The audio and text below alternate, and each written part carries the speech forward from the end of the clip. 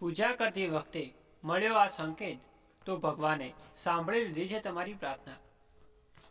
ઘણા લોકો સાચા દિલથી ભગવાનની પૂજા કરે છે। લોકોની કામના હોય છે કે ભગવાન તેમની પૂજા અર્ચના અને આરાધનાનો સ્વીકાર કરે અને તેમની મનોકામના પૂર્ણ કરે। ઘણી વખત ભગવાન પણ ભક્તોની પ્રાર્થના સાંભળે છે અને સંકેતો આપે છે। જો તમે પણ ભગવાનની પૂજા કરો છો અને તમને પણ આ સંકેત મળે છે તો તમારે સમજવું જોઈએ કે ભગવાને તમારી પ્રાર્થના સાંભળી લીધી છે અને તમારી દરેક ઈચ્છા પૂર્ણ થવા જઈ રહી છે। ભગવાન પૂજા દરમિયાન ઘણા પ્રકારના સંકેતો આપે છે।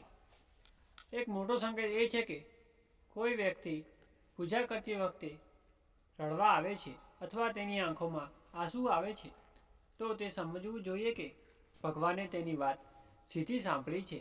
પૂજા સમયે આંસુ એ વાતનો સંકેત છે કે તમારું મન એકદમ શુદ્ધ છે અને તમે પૂરા દિલથી ભગવાનનું ધ્યાન કરી રહ્યા છો।